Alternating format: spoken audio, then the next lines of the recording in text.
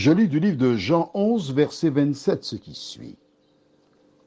Elle lui dit, « Oui, Seigneur, je crois que tu es le Christ, le Fils de Dieu, qui devait venir dans le monde. » Prions. Notre Seigneur et notre Dieu,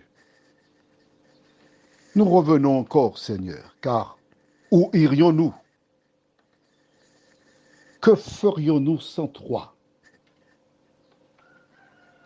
Voici Marthe qui fait une déclaration.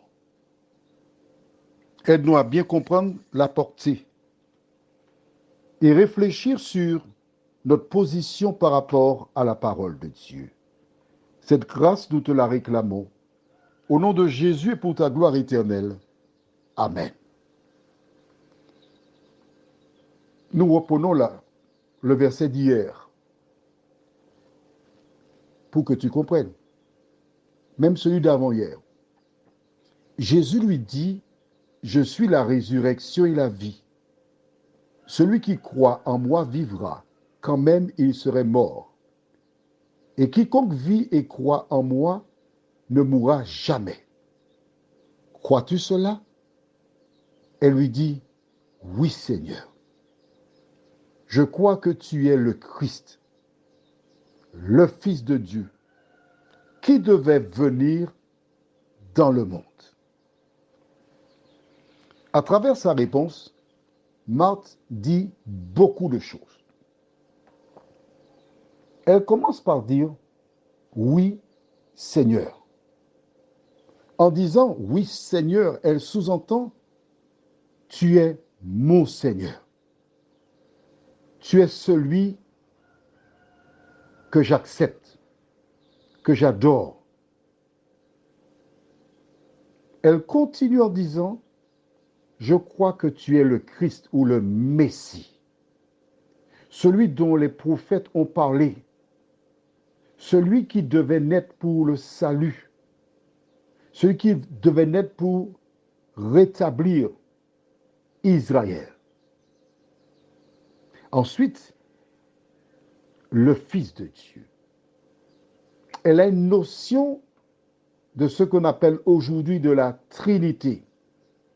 Elle associe Jésus à Dieu, qui devait venir dans le monde, qui devait apporter la solution, rétablir la paix.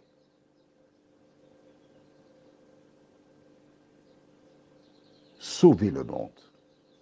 Elle a tout dit. Comment comprendre? Je dirais, elle n'était ni maire, ni députée, ni sénatrice, ni politique. Une personne simple dans le peuple. Elle savait qui était Jésus. Et les sacrificateurs, les sadducéens, les docteurs de la loi, les pharisiens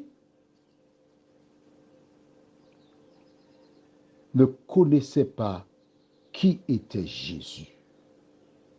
Elle reconnaissait qu'il est la résurrection et la vie parce que Jésus le lui a dit. Ceux qui avaient les Écritures les lisaient, les expliquaient au peuple, ne le savaient pas. Comment comprendre cela? Pourquoi ne comprenait-il pas les Écritures?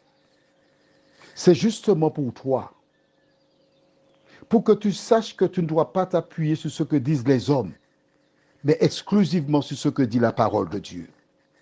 Pour que tu saches que les dirigeants ne sont pas morts pour toi. Ils ne connaissent pas la vérité.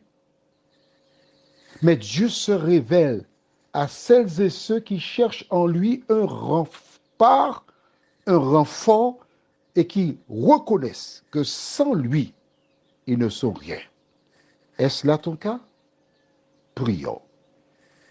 Notre Seigneur et notre Dieu, nous te bénissons, nous te louons, nous t'exaltons pour tous tes bienfaits. Merci pour ta parole. Parce qu'aujourd'hui, nous avons compris que les souverains sacrificateurs, les scribes et autres lévites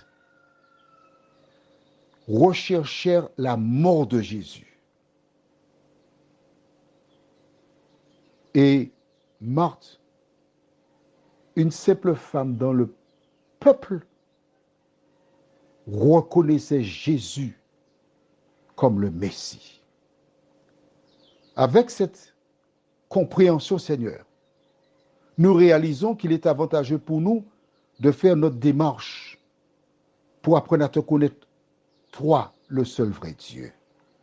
Que ton esprit continue son œuvre en nous et que nous puissions marcher avec toi tous les jours jusqu'à ton avènement, nous t'en prions. Au nom de Jésus et pour ta gloire éternelle. Amen.